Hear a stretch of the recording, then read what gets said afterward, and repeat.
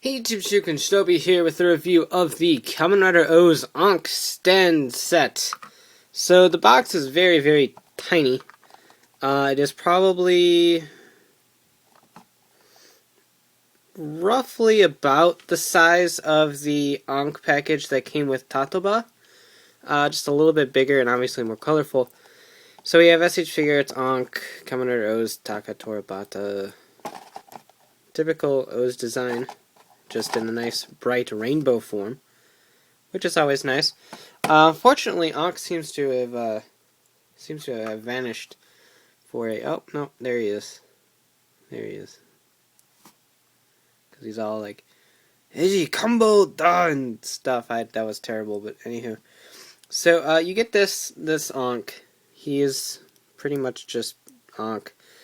Just the hand, nothing more, nothing less. Here's the one that came free with the first run of TaToba. So if you take a look at him, he's very off-colored and dusty, but ignore that. He had a cobweb on him. That's horrible. As you can see, compared to the two, they are pretty much the same mold for the most part. The wings appear to have possibly got a slight remold to be bigger, and this one's obviously more colorful. The hand is painted gold and has the rings. And he has all of his gradients. And he looks more appropriate. And they learned how to spell Ankh. Because this one says Ankh. But anywho. Crappy version aside, let's focus on this guy. This guy for now. So he's basically just a figure art arm. He has the same joint as always. So that is nothing new there. And really, that's all he does. He probably can attach to Figuarts. At least I would venture to say so. He could definitely attach to Figmas with this kind of plug. But I'm sure he can attach to the joint of Figuarts. I've seen some bad experiences of people taking arms off of their Figuarts. So I'm not going to attempt it. But just know that it is plenty possible to do. So just pop off the arm, pop that in, and you're good to go. Not sure why you'd want to do that with Figuarts, since he possesses humans, but like I said, if you have some Figmas, it works great for that. So, that is Ankh. And since this is a stand set, he obviously comes with a stand. So, it's plain. I'll say that. This is the same stand that's going to come with all of the Greeeds. If you get the Tamashii Web exclusive ones. So you just plug that right in there to make the stand. Ankh will plug right in here.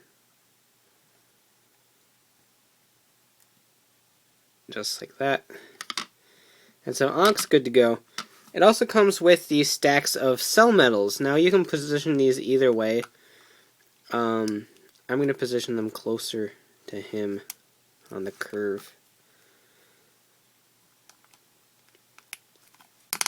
Like I said, it doesn't matter either way. Just so there's a nice pile of cell metals on our Ankh. And like I said, that's all he does, is he can float around like this. However, this Ankh does come with some stand connectors. Yeah, these aren't important. Really, all these do is, if you're not using the cell metals, they cover up the hole. And then those little, like, long plugs can peg in here, here, here, here, here, and here. And you can connect two Tamashii stages together. That's all they're for. But anyhow, as I was going to get at, he comes with extra hands, because he is a hand. That's all he can possibly come with. So we have the hand that comes attached onto him is just this typical, like, finger point hand thing. So that's cool. But he comes with a gropey hand for when he wants to have fun with Hina. A punchy hand for when he wants to punch Edgy. A hand with the TaToba medals on it. There's no detail on these things. If I can focus, I can. Cool. There's no huge detail on those things as far as sculpting's concerned. They tried. It just doesn't really look that great. But they are kind of transparent, and they are looking pretty damn awesome. And then we have the hand with the popsicles.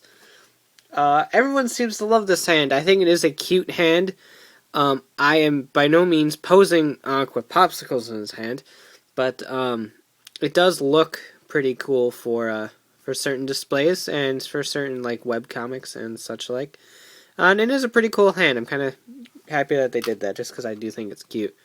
I'm going to use the metal hand just because I really like that hand. I think the metals look pretty. So let's figure out how we are going to pose this.